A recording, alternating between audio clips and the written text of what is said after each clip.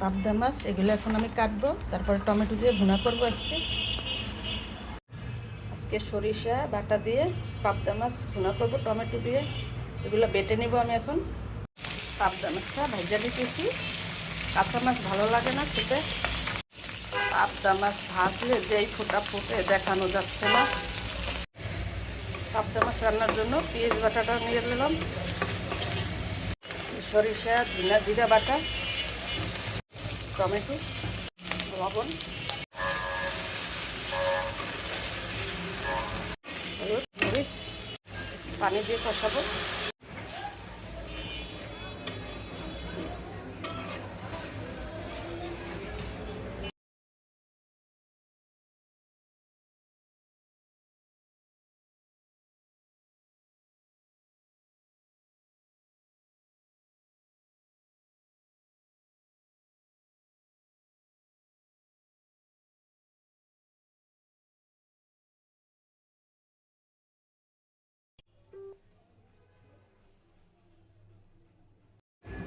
রান্নাটা আমার শেষ হয়ে গেল।